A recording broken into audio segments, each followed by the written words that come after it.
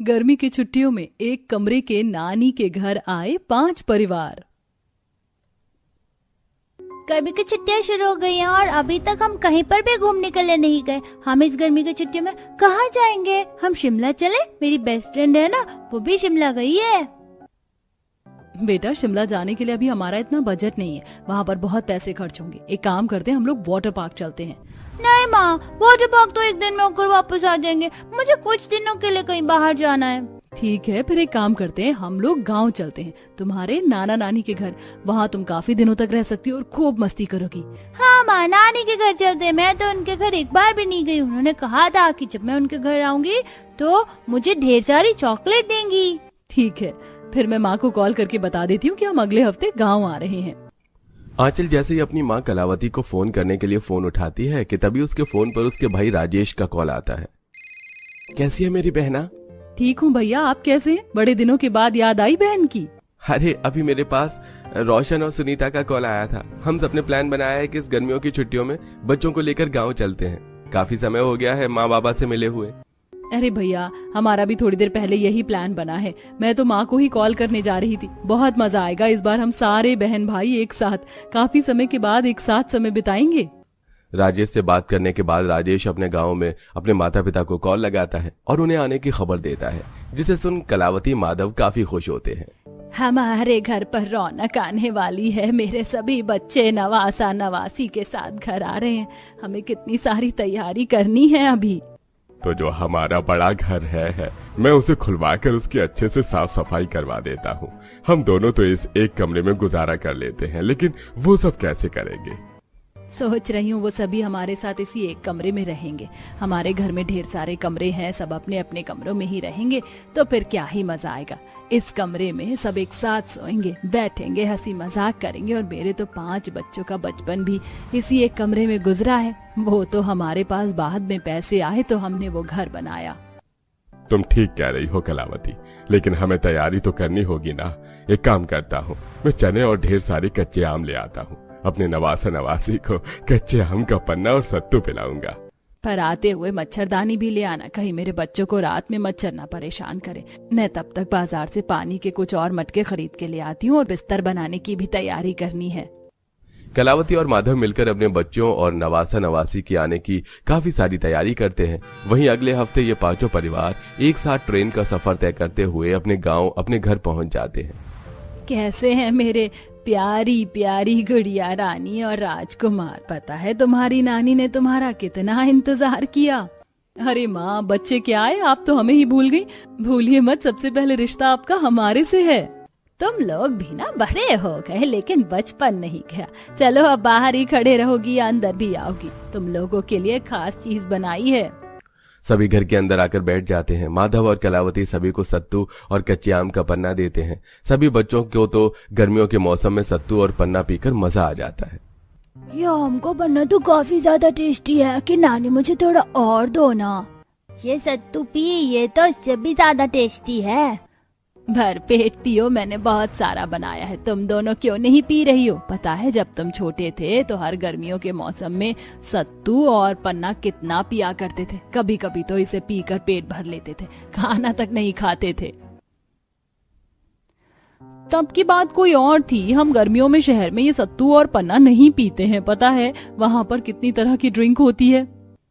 लेकिन भैया, असली मजा तो इसमें ही है। माँ, इन्हें छोड़ो और इनके हिस्से का पन्ना भी मुझे दे दो। सभी बातें करते हैं, वहीं बच्चे आंगन में खेलने लगते हैं। शाम हो जाती है और चूल्हा जलाने का वक्त आ जाता है। काफी वक्त हो गया है तुम दोनों के हाथ का बना हुआ कुछ खाए हुए। आज दोनों बहनें मिलकर कुछ बढ़िया सा बना दो। मैं इस मिट्टी के चूल्हे पर खाना नहीं बनाऊंगी। आपके और बाबा के पास अच्छा खासा पैसा है, लेकिन फिर भी आप लोग अभी तक मिट्टी के चूल्हे पर ही खाना बनाते हैं। क्या एक गैस सिलेंडर नहीं ला सकते थे? पता है शहर में मेरी रसोई में कितना बड़ा इंडक्शन है, ओवन से लेकर ग्राइंडर, हर चीज है मेरी रसोई में। और यहाँ तो मसाला पीसने के लिए भी सिलबट्टा चाहिए। मुझसे नहीं होगा चूल्हे पर खाना बनाना। सुनीता, तुम तो ऐसे कह रही हो, तुमने आज से पहले कभी चूल्हे पर खाना नहीं बनाया? भूल गई बचपन में जब हम सब इस एक कमरे में रहते थे तो कैसे तुम चूल्हे पर खाना बनाती थी? कोई बात नहीं माँ, मैं चूल्हे पर खाना बना लूंगी। हाँ चल बेटा, मैं भी तेरी मदद करती हूँ। कलावती और माधव की बड़ी बेटी आंचल और बड़ा बेटा राजेश दोनों ही काफी समझदार और अच्छे स्वभाव के थे। गांव छोड़ने के बाद भी शहर जाकर उन्हें हमेशा गांव की याद आती थी। वहीं बाकी तीनों को तो अब गांव से कम शहर से ज्यादा लगाव हो गया था। क्या मुसीबत है, अगर आप लोग घर खुलवाकर उसकी सफाई करवा देते तो क्या चला जाता। कम से कम एक कमरे में तो हम सभी को इस तरह सोना नहीं पड़ता। एक तो गर्मी से जान निकली जा रही है, ऊपर से पैर फैलाने तक की भी ठीक से जगह नहीं है। रोशन, क्या हुआ तुम्हें? इतना मजा तो आ रहा है। मुझे याद नहीं, बचपन में बिल्कुल ऐसे ही सोया करते थे। अच्छा हुआ माँ आपने वो घर नहीं खुलवाया। अब जब तक गर्मियों की छुट्टियां नहीं खत्म हो जाती तो हम सब इस कमरे में ही रहेंगे। हाँ चाचू, मुझे भी काफी ज्यादा मजा आ रहा है। अगली सुबह होते ही सभी बच्चे मिलकर जल्दी से नाश्ता करते हैं और अपने नाना के साथ खेतों में जाकर गन्ने और कच्चा आम तोड़ते हैं। नाना जी, हमने कितने सारे कच्चे आम तोड़े और साथ में गन्ने भी। मुझे आपने कहा था कि आप हमें नहर पर ले जाएंगे, अभी तक आप नहीं लेकर गए। मुझे नहर में नहाना है। हाँ बच्चों, चलो नहर पर चलते हैं। माधव अपने सभी नवासा नवासी को लेकर नहर के पास जाता है और सभी बच्चे नहर के पानी में काफी ज्यादा मस्ती करते हैं। स्कूल में वाटर पार्क से ज्यादा तो मुझे यहाँ इस नदी में मजा आ रहा है। चलो कागज से नाव बनाकर खेलते हैं। सभी बच्चे मिलकर नहर में काफी ज्यादा मस्ती करते हैं। जहां इन गर्मियों की छुट्टियों में सभी बच्चे अपना नाना नानी के घर जाकर खुश थे तो वहीं कुछ का मुंह बना हुआ था। क्या मुसीबत है, सुबह से फोन में नेटवर्क नहीं आ रहे हैं, ऊपर से फोन की बैटरी भी डाउन है और ये लाइट भी चली गई। यहाँ अभी तक लाइट जाना ठीक नहीं हुआ। यहाँ हमारा शहर देखो, मुश्किल से 5-6 महीने में एक बार लाइट जाती है, वो भी कुछ देर के लिए। ऊपर से घर के काम भी नहीं खत्म हो रहे। शहर में तो मेरी मेड घर के सारे काम करती थी, लेकिन यहाँ तो अब सारे काम मुझे ही करने पड़ रहे हैं। हरी, तो क्यों इतना मुंह बना रही हो?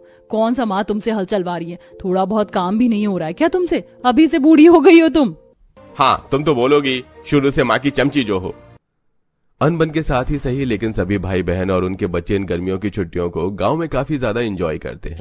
आए दिन कलावती उनके लिए कुछ न कुछ चटपटा बनाती। सभी बच्चे कभी नदी तो कभी खेत में खेलते। ऐसे ही समय गुजरता रहता है और अब धीरे धीरे गर्मी की छुट्टियां खत्म होने का समय आ जाता है। छुट्टियां खत्म होने से एक हफ्ते पहले ही अब सभी अपना सामान पैक करते हैं और जाने के लिए तैयार हो जाते हैं।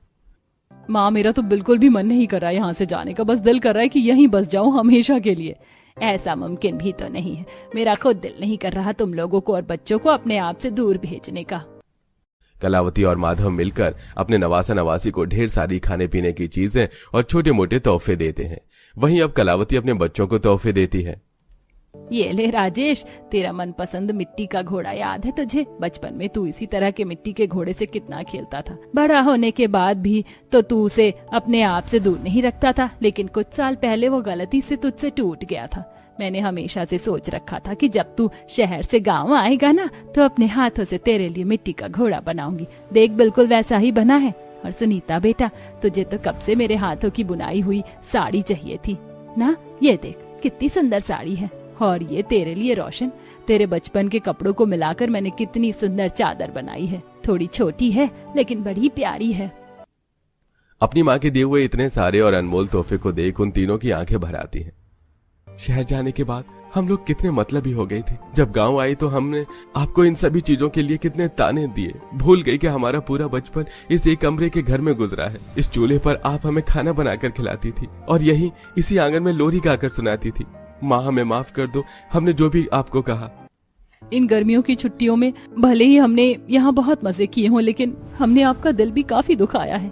बच्चे भले ही अपनी चीजों को भूल जाएं, लेकिन उनकी माँ हमेशा उन्हें अपनी यादों में संभाल कर रखती है, समझे?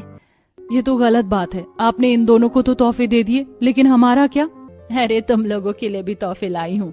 ये ले, तुझे मेरे हाथ का आम का अचार चाहिए था ना, अब इसे साल भर खाना। और तू राजेश, तुझे पापड़ कचड़ी और चिप्स चाहिए थे ना, ढेर सारे बना दिए हैं, ठंडियों में भी आराम से खाना।